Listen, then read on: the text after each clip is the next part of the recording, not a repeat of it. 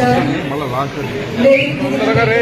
Ex minister పల్లెనారాయణ Reddy sir గారికి, observer Parvathamma madam గారికి, Janasena incharge పత్తి చంద్రశేఖర్ గారికి, బీజేపీ ఇన్ఛార్జ్, ఇంకా వేదిక మీదున్న మన కూటమి నాయకులందరికీ, వేదిక ముందున్న మా పుట్టపర్తి నియోజకవర్గంలో ఉన్న అందరికీ పేరు పేరున నమస్కారాలు తెలియజేసుకుంటున్నాను. ఇవాళకి 2 సంవత్సరాలు అయిపోయింది మన కూటమి ప్రభుత్వం ఒక విజయోత్సవ సభ జరుపుకుంటున్నాం ఇక్కడ. ఇవాళ చాలా ఆనందంగా ఉంది. ప్రతి ఒక్కరిని మళ్ళీ అన్ని మండలాల్లో ఉన్న అందరు నాయకుల్ని ఇక్కడ ఒక వేదిక మీద కలిసి ఇవాళ మనం ఈ సంబరాలు లేదంటే ఒక పండుగల వాతావరణంలో ఇవాళ ఇంత హ్యాపీ అట్మాస్ఫియర్ లో ఇది జరుపుకుంటున్నామంటే, సో ఇవాళ రోజు మాట్లాడేవి కాకుండా కొంచెం మార్పు చేసుకొని మీకు కొన్ని ఫ్యాక్ట్స్ చెప్పాలి అని చెప్పి ఇవాళ నేను వచ్చాను. ఇవాళ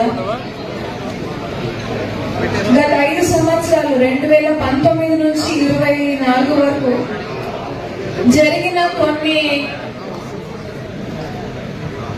అక్రమాలు కానివ్వండి లేదంటే కరప్షన్ కానివ్వండి మనం అందరం చూసాం, రోజు తెలుసు మనకి. కానీ ఎంత జరిగింది అనేది మనందరికీ ఒక్కసారి మళ్ళీ ఈ వేదిక మీద మనం అందరం గుర్తు పెట్టుకోవాలి, గుర్తు చేసుకోవాలి అనే ఉద్దేశంతో ఇవాళ నేను కొన్ని ఫ్యాక్ట్స్ తయారు చేసుకొని వచ్చాను.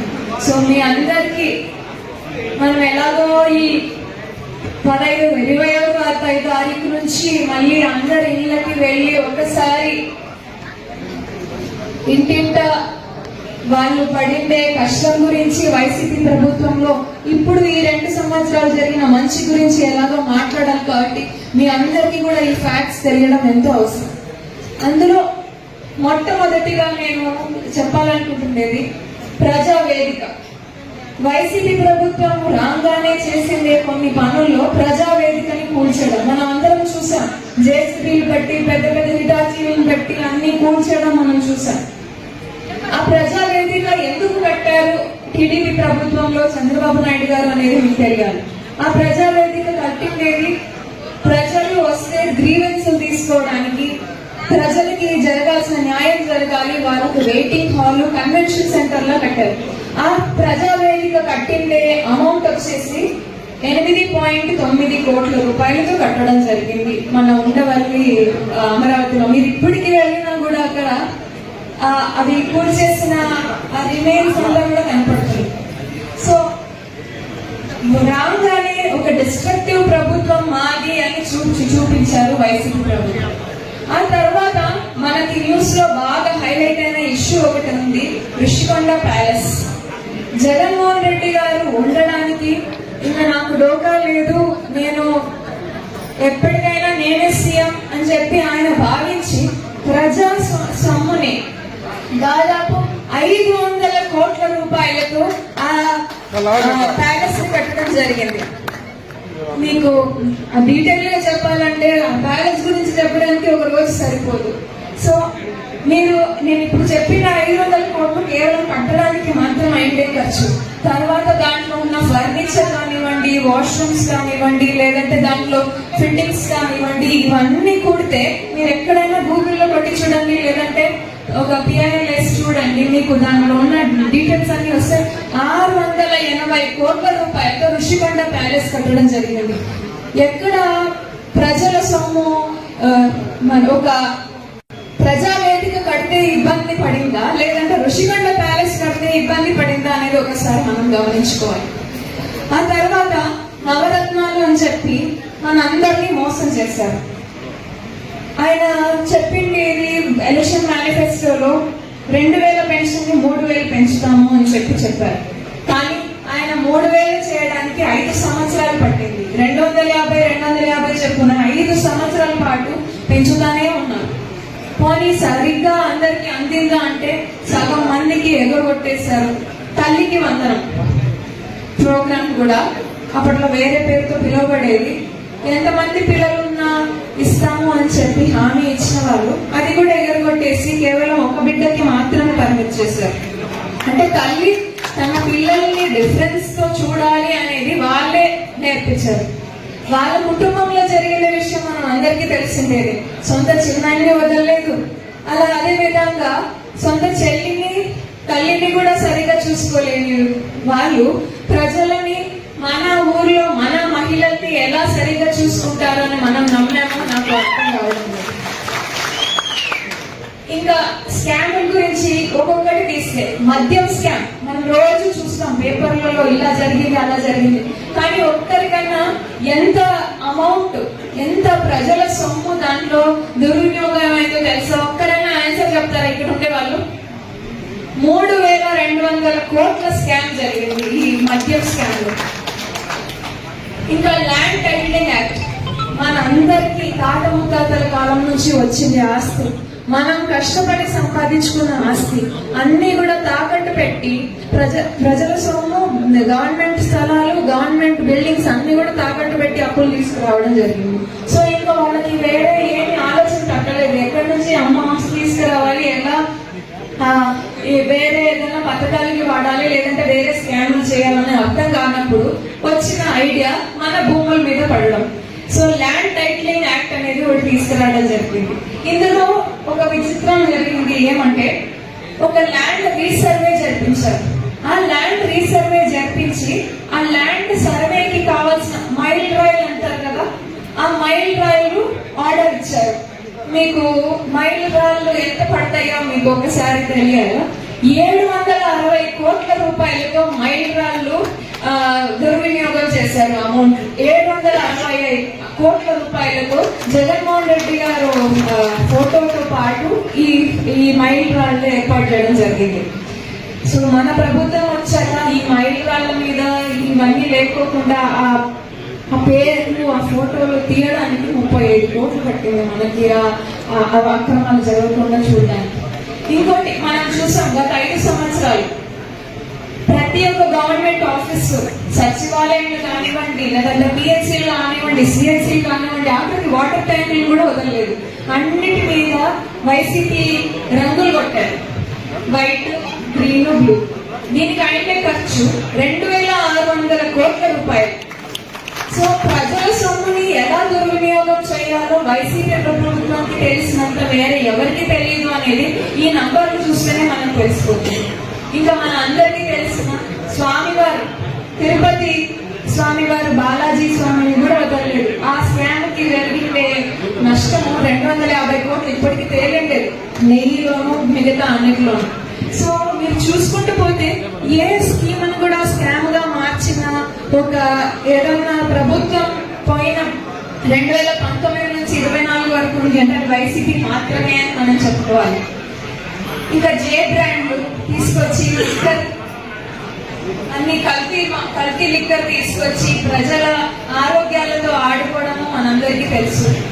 సో ఇలా చెప్పుకుంటూ పోతే అందరి మీద అక్రమైన కేసులు పెట్టడం, అక్కడికి మన గౌరవ ముఖ్యమంత్రి చంద్రబాబు నాయుడు గారి మీద కూడా అక్రమ కేసులు పెట్టడం, తన డ్యూటీ కరెక్ట్ గా చేసుకోవడానికి ఒక మాస్క్ అడిగితే ఆయనను కూడా వదిలిపెట్టకుండా ఆయనకి సస్పెన్షన్ ఆర్డర్ తీసుకురావడం, డ్రైవర్ సుబ్రహ్మణ్యం కేసు మనం చూసాం. ఇలా ప్రతి ఒక్కరు, వీళ్ళందరూ మనలో ఒకరే అని మనం గుర్తించాలి. సామాన్యమైన వ్యక్తుల మీద కూడా ఇలాంటి కేసులు పెట్టి ఎవరికి కూడా మనశ్శాంతి అనేది లేకుండా చేసి మన మధ్యలో ఉండే వాళ్ళ మీద కూడా ఎన్ని అక్రమమైన కేసులు పెట్టారో ఇందాక వల్పి శ్రీనివాస్ అని చెప్తుంటే మీకు తెలియాలి. సో ఒక్కసారి మనము వైసీపీ ప్రభుత్వంలో 2019 నుంచి 24 వరకు జరిగిన అక్రమాల గురించి మనం మాట్లాడుకోవడము, దాన్ని ప్రశ్నించాల్సిన అవసరం ఎంతో ఉంది. మన అదృష్టం బాగుండి ప్రజలందరూ దాన్ని తీసుకొని, దాన్ని తెలుసుకొని కేవలం 11 సీట్లకు మాత్రమే పరిమితి చేసి 2024లో 164 సీట్లు మన కూటమి ప్రభుత్వం తీసుకురావడం. అందులో మన చంద్రబాబు నాయుడు గారు లాంటి ఒక విజనరీ లీడర్ ఉంటేనే మన రాష్ట్రం ముందుకు పోతుంది, మన రాష్ట్రానికి పట్టిన అప్పులు తీరుతాయనే ఉద్దేశంతోనే మన ప్రజలందరూ కూడా అది నమ్మి ఇంత మంచి మ్యాండేట్ ఇవ్వడం జరిగింది. ఆయనకు తోడుగా ఒక కుడి భుజమై ప్రతి దాంట్లో ప్రతి కొత్త పథకం తీసుకొస్తే కానీ కొత్త దాంట్లో కూడా ఒక కుడి భుజంగా ఉంటూ మన పవన్ కళ్యాణ్ గారు అడుగుకి అడుగు వేస్తూనే ఉన్నారు. ఇంకా మన యువగలం యువనేత లోకేష్ గారు కూడా యువతకి ఏమేమి అవసరాలు ఉంటాయో, యువతకి కావాల్సిన ఉద్యోగాలు తీసుకురావాలి, చదువుకునే పిల్లలకి కరెక్ట్ గా మంచి ఎడ్యుకేషన్ పాలసీని తీసుకురావడం, మిగతా రాష్ట్రాలు కూడా ఆ ఎడ్యుకేషన్ పాలసీ మన వైపు చూసి అది అడాప్ట్ చేసుకునే విధంగా మన విద్యా సంస్థలని మార్చడం అన్ని కూడా చేస్తున్నారు. సో ఇంకా మోదీ గారు కూడా మనకి అండగా ఉండడం కూడా మనకి చాలా అదృష్టంగా భావిస్తున్నాను. ఇవన్నీ మంచి పరిణామాలైతే వచ్చే ఈ 2 సంవత్సరాల్లో జరిగిన మంచి సంగతులు కూడా మనం ఒకసారి నేర్చుకోవాలి, ఒకసారి గుర్తు తెచ్చుకోవాలని కోరుకుంటున్నాం. గత ప్రభుత్వం 3 రాజధానులు అని చెప్పి మనల్ని అందరినీ మోసం చేసినప్పటికీ కూడా ఇప్పుడు మళ్ళీ ఒక్క రాజధానికి మన అమరావతిని మళ్ళీ రీబిల్డ్ చేసుకోవడానికి దాదాపు కేంద్రాన్ని ఒప్పించి 15,000 కోట్ల రూపాయలు తీసుకురావడం సామాన్యమైన విషయం కాదు. పోలవరం ప్రాజెక్ట్ ని మళ్ళీ ఊపిరి పోసుకునేలా చేసి 12,500 కోట్లు తీసుకురావడం, మిగతా రివర్ లింకేజ్ ప్రాజెక్ట్స్, నదుల అనుసంధానం, మన ఊర్లో హంద్రీనివా ప్రాజెక్ట్ కంప్లీట్ చేయడం, రాయలసీమని ఒక హార్టికల్చరల్ హబ్ గా మారవడానికి దాదాపు 30,000 కోట్ల రూపాయలు తీసుకురావడం, ఇదంతా కేవలం కూటమి ప్రభుత్వం ఉంది కాబట్టే సాధ్యపడింది అని గర్వంగా చెప్పుకోవాలి. ఇంకా మన రాష్ట్రంలో వచ్చిన కంపెనీలు గూగుల్ డేటా సెంటర్ దాదాపు 13 లక్షల కోట్ల పెట్టుబడులతో మన వైజాగ్ లో వస్తుంది. దానికి ఇంతే కాకుండా రిలయన్స్ డేటా సెంటర్, అది కూడా చాలా పెద్ద ఒక ఉద్యోగ అవకాశాలు కల్పించగలిగిన ఒక కంపెనీ మన రాష్ట్రానికి వచ్చింది అంటే, ఎన్నో రాష్ట్రాలు పోటీ పడుతుంటే కూడా మన రాష్ట్రాన్ని వైపు చూస్తుంది అంటే the speed of doing business and is of doing business అది మన చంద్రబాబు నాయుడు గారు, లోకేష్ గారు దానికోసం పడుతున్న కష్టం ఎంత ఉందో ఒకసారి మనం ఆలోచించాలనుకున్నాం. మీ అందరి ముందర ప్రస్తావిస్తున్నాను. అంతేకాకుండా మన పుట్టపర్తిలో AMCA project advance medium fighter planes manufacturing hub గా మన పుట్టపర్తి మారబోతుంది అంటే స్పీడ్ ఆఫ్ డూయింగ్ బిజినెస్ లో ఇది ఒక ఎగ్జాంపుల్ గానే చెప్పుకోవాలి. కేవలం 36 రోజుల్లో ల్యాండ్ అక్వైర్మెంట్, అంతేకాకుండా డిఫెన్స్ మినిస్టర్ రాజ్నాథ్ సింగ్ గారిని 36 రోజుల్లో ఈ ప్రాజెక్ట్ మేము చేసి చూపిస్తామని చెప్పి అన్ని క్లియరెన్స్ గవర్నమెంట్ నుంచి ఇప్పించి ల్యాండ్ అక్వైర్మెంట్ 150 ఎకరాలు చేయించి శంకుస్థాపన చేయగలిగామంటే ఇది కేవలం చంద్రబాబు నాయుడు గారికి, లోకేష్ గారికి మాత్రమే సాధ్యపడింది అని చెప్పాలి. ఈ ప్రాజెక్ట్ యొక్క కాస్ట్ 1,00,000 కోట్ల పైచిలకు.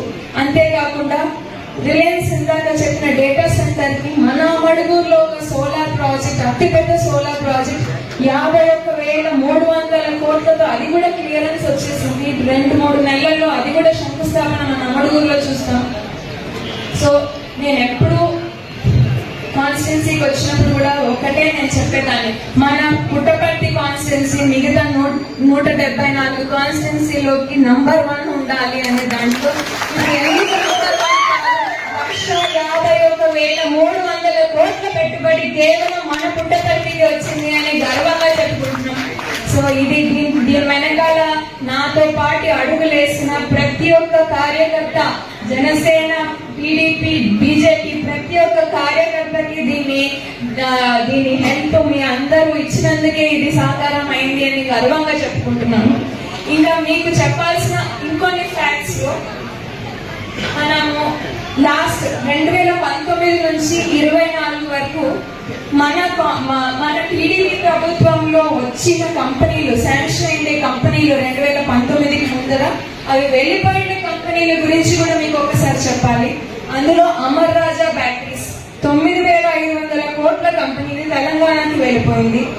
రెండోది లులు గ్రూప్, ఇది 2,200 కోట్ల రూపాయలతో ఒక పెద్ద కన్వెన్షన్ సెంటర్ పెట్టాలి అని చెప్పి శాంక్షన్ ఆర్డర్స్ అన్ని ఇచ్చిన ఒక కంపెనీ వైజాగ్ లో.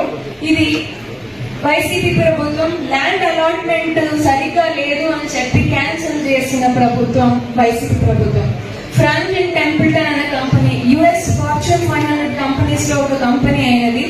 500 కోట్ల పెట్టుబడితో మన వైజాగ్ లో దాదాపు 2500 ఉద్యోగాలు ఇస్తాము అని చెప్పి క్లియరెన్స్ తీసుకున్న టీడీపీ ప్రభుత్వంలో క్లియరెన్స్ తీసుకున్న కంపెనీ గత 5 సంవత్సరాల్లో వైసీపీ ప్రభుత్వం సరిగా చేయకపోవడం వల్ల వెనక్కి. అదానీ డేటా సెంటర్ దాదాపు 70,000 కోట్ల సోలార్ పవర్ ప్రాజెక్ట్, అది కూడా ఈ వైసీపీ ప్రభుత్వం వల్ల వెనక్కి కంపెనీ. సింగపూర్ కాన్సర్టోరియం, అది కూడా దాదాపు 40,000 కోట్ల బిజినెస్ పార్క్ అమరావతిలో, అది కూడా శాంక్షన్ అయిండే కంపెనీ కూడా వెనక్కి. రిలయన్స్ ఎలక్ట్రానిక్స్ తిరుపతిలో 15,000 కోట్ల రూపాయలతో ఒక మ్యానుఫ్యాక్చరింగ్ యూనిట్ పెట్టాలని వచ్చిన కంపెనీ కూడా వైసీపీ పాలన సరిగ్గా లేదు అని చెప్పి వెళ్ళిపోయింది. జాకీ కంపెనీ మన అనంతపురంలో 7,000 మందికి దాదాపు 2,090 కోట్ల రూపాయలతో పెట్టుబడి పెట్టాలని వచ్చిన కంపెనీ కూడా వేరే రాష్ట్రం చూస్తుంది. అంటే 5 సంవత్సరాల్లో ఏవైతే నాశనం చేయొచ్చు, ఎలా అయితే మన రాష్ట్రం 100 సంవత్సరాల్లో అభివృద్ధి వెనక్కి వెళ్ళిపోవాలో అన్ని చూసుకొని మరీ చేసినట్టుగా ఉంది గత 5 సంవత్సరాల పాలన. ఇంకా సంక్షేమ కార్యక్రమాలు మన ప్రభుత్వం వచ్చాక చేసిన కొన్ని మంచి పనుల్లో ఒకటి 3,000 పెన్షన్ ని 4,000 చేయడం. ఇంకా ప్రతి నెలనే 1వ తారీఖు 2,700 కోట్ల రూపాయలు 1వ తారీఖు సాయంత్రం పొద్దు కొనికే లోపలే 67 లక్షల మందికి ఇవ్వడం అంటే సామాన్యమైన విషయం కాదు. రెండోది తల్లికి వందనం పథకం 43 లక్షల మంది మహిళలకి, 67 లక్షల మంది పిల్లలకి చదువుకునే అవకాశం కల్పిస్తుంది 15,000 చొప్పున. అన్నదాత సుఖీభవ కింద దాదాపు 2,700 కోట్ల రూపాయలు ప్రతి రైతుకి సంవత్సరానికి 20,000 రూపాయలు చొప్పున అందజేస్తుంది. ఇంకా బస్సు, స్త్రీ శక్తి కింద మహిళలందరికీ కూడా ఉచిత బస్సు. ఇందులో మీకు తెలియాల్సిన